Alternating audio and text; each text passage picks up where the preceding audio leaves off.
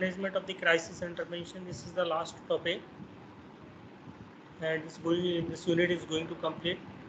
And nursing management, as you know that nursing management of the crisis intervention, there are 5 processes here: assessment, nursing diagnosis, expected outcome, intervention, and evaluation. There are 5 process of the nursing management. Now we have to see the assessment. Assessment means when the safety of a person in the crisis is secured, the formal data gathering process begin, which include. So इस condition में क्या होता है, जब crisis होता है तो हमारा जो सेफ्टी पैटर्न होता है वो सेफ हम उसको फॉलो करते हैं. उसके बाद हमारा यदि कोई भी इवेंट हो जाता है या सिचुएशन आ जाती है तो उसको होने के बाद जो एक डेटा होता है, विक्टिम का जो डेटा होता है उसको हम कलेक्ट करते हैं. So we have to collect the victim data, that is formal data of the victim person, and which include the press. उसके अंदर कौन कौन से डेटा के अंदर क्या क्या चीज़ें वो कलेक्ट करेंगे. फर्स्ट है प्रेसिपिटेटिंग इवेंट और स्ट्रेसर. जो पेशेंट के साथ या उस पर्टिकुलर विक्टिम के साथ जो भी इवेंट हुए हैं उनको जो प्रेसिपिटेट हुआ है उनका हम just we have to write the name and what are the stressors are affecting the particular situation or a particular problem, so that precipitating events or stressors can be defined in the assessment data. So patient perception of the event और stressor, patient का perception, उनके प्रति patient का क्या perception रहता है. जैसे कोई भी घटना घटित हो जाती है, उसको घटित होने के बाद जो ऑलरेडी सफ़र्ड हो चुका है, एक्सपोज हो चुका है, उस एक्सपोज्ड पर्सन से हम क्या करते हैं, उसके परसेप्शन के बारे में पूछते हैं, उस इवेंट के परसेप्शन के बारे में कि उसका क्या है, आइडिया क्या है उसके बारे में और क्या उसकी पर्टिकुलर नॉलेज है. The nature and strength of the patient support system, जो सपोर्ट सिस्टम होता है उसका किस प्रकार का नेचर होता है, किस प्रकार की स्ट्रेंथ होती है. ठीक है. And what are the coping resources, whether coping resources are available at the time of particular situation or particular event or incident. The level of the psychological stress patient is suffering from, the degree of impairment he is experiencing.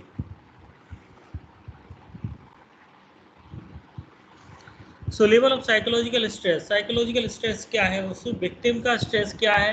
ठीक है. तो degree of stress कितना है, उसके बाद क्या experience कर रहा है about the impairment, so that we have to collect all these things from the patient और sufferer. That patient previous strength and coping mechanism, कोई भी प्रीवियस स्ट्रेंथ होती है पेशेंट की उसको और उसके कोपिंग मैकेनिज्म को फाइंड आउट करते हैं. We have to find out the previous strength और पर्टिकुलर कोपिंग मैकेनिज्म और particular patient weakness and positivity of the patient. Then we have to do the mental status examination, we have to do the physical examination, we have to find out the any bodily symptoms that should be in the while we are doing the physical status examination, mental status examination, any emotional or any feelings are arising in the patient after the exposing with a particular situation, so that we have to do the mental status examination. So this is the particular assessment we have to do in the crisis intervention.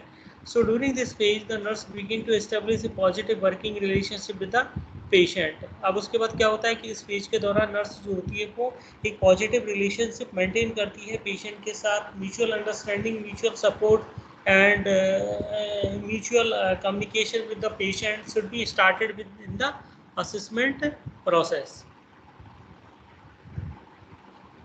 Now we have to move on the nursing diagnosis. In the nursing diagnosis, that is, we can see the ineffective individual coping, ineffective family coping, dysfunctional family process, post-trauma response.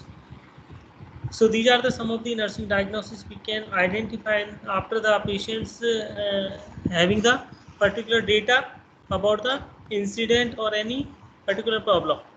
So nursing diagnosis के अंदर हम क्या करेंगे कि ineffective individual coping.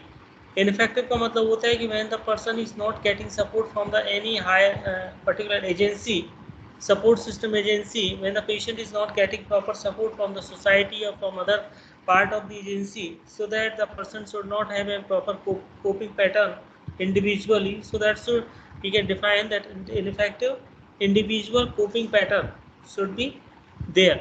So ineffective family coping का when the family members are not coping in that particular situation or any particular victim, he already exposed with the particular situation. So dysfunctional family process, dysfunctional का मतलब होता है कि when the family is separated each other and isolated and there will be any conflict or frustration between the family members. So that dysfunctional family process is also one of the nursing diagnosis we can develop in the crisis situation. Then post-trauma stress. Post-trauma stress means that is this response. Just like PTSD, post-traumatic stress disorder. Put PTSD, after the PTSD, the person have the ineffective individual coping. So ineffective individual coping, that means inability to ask for help, problem solving, or meet role expectations. So this is an ineffective individual coping. Individual coping का मतलब होता है कि individually कोप नहीं कर पा रहा है, that is become ineffective. So in that condition हम किसी भी पर्सन को, यदि वो पर्सन किसी से हेल्प के लिए पूछता है तो उस कंडीशन में he is not getting support from any particular individual और पर्टिकुलर फैमिली मेम्बर और society. And problem solving process is also affecting the meet role expectation. When the role expectations are not up to the limit, so up to the level, so that person should have the meet role expectation is become impaired or altered. Ineffective family coping. Family copings are not not effective for the patient or person, so that is become ineffective for family coping. When the family support systems are not successful, जहाँ पर family system support यहाँ पर successful नहीं होता है, because of family economic and social wellbeing is threaten.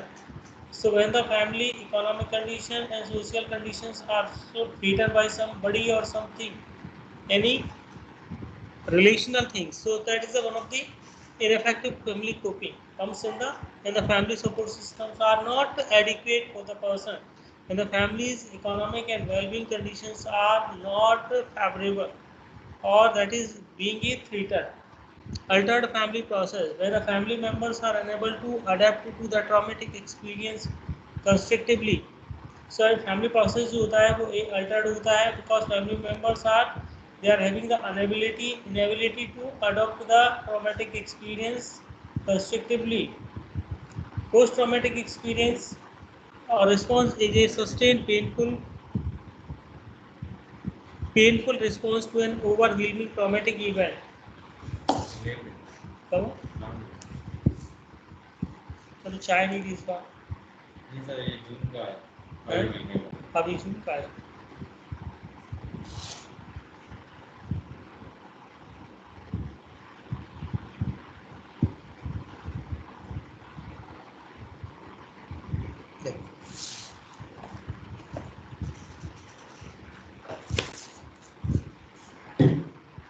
So ineffective family coping, when the family support systems are not adequately supportive for the person.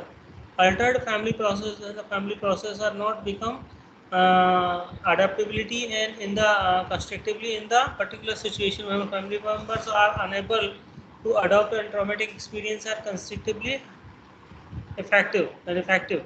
Post-traumatic response is a sustained painful response to an overwhelming traumatic event. Any trauma, after the trauma the person is having the painful response, but with the particular traumatic events. And what type of planning we are doing in the particular crisis? So in the planning, previously collected data is analyzed and specific interventions are proposed. So planning phase के अंदर हम क्या करते हैं, सबसे पहले जो हमने जो डेटा लिया है उस डेटा को एनालिसिस करेंगे, और एनालिसिस करने के बाद क्या हम स्पेसिफिक इंटरवेंशंस उसको प्रपोज कर सकते हैं या उनको दे सकते हैं, उसके लिए हम प्लानिंग करेंगे. सो ड्यूरिंग दिस फेज के अंदर nursing carried out the following activity just like present crisis is identified. जो भी क्राइसिस है, जो भी प्रेजेंट सिचुएशन में उसके साथ हुई है, उस सिचुएशन को हम आइडेंटिफाई करेंगे. ये इस फेज के अंदर होता है. सेकेंडली क्या होता है कि जो भी उस प्रॉब्लम है, उस प्रॉब्लम का क्या सॉल्यूशन हो सकता है, अल्टरनेटिव सॉल्यूशन क्या हो सकता है, उसको आइडेंटिफाई करेंगे. Third is the step for the achieving the solution. किस तरह हमने सॉल्यूशन को अचीव करना है, पेशेंट के अंदर क्या क्या स्टेप्स हम फॉलो कर सकते हैं, उन स्टेप्स को हम आइडेंटिफाई करेंगे. Environmental support needed to help the patient. जो एनवायरमेंटल सपोर्ट एजेंसीज हैं या सपोर्ट सिस्टम है उसको हम फाइंड आउट करेंगे जिससे कि पेशेंट को हेल्प कर सकें, और उसके बाद उनकी कोपिंग मैकेनिज्म को हम आइडेंटिफाई करके उनको इम्प्लीमेंट कर सकें प्रॉपर। तो उसके लिए हम पर्टिकुलर प्लानिंग करते हैं।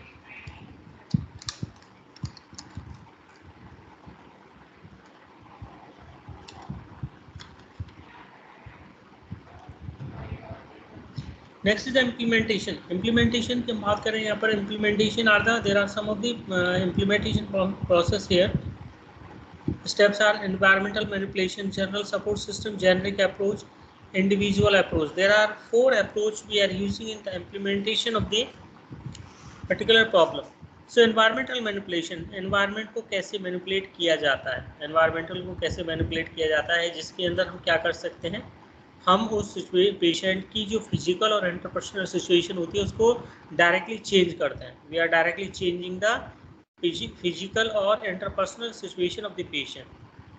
उसके अंदर हम क्या करेंगे, जो इंटरवेंशंस होते हैं वो इंटरवेंशंस पेशेंट के इमोशनल सपोर्ट, सिचुएशनल सपोर्ट और इमोशनल स्ट्रेस को रिमूव करते हैं। ठीक है, स्ट्रेस को कम करेंगे और सिचुएशनल सपोर्ट प्रोवाइड कराएंगे। सो इस इंटरवेंशंस के अंदर so that we can manipulate the environment successfully.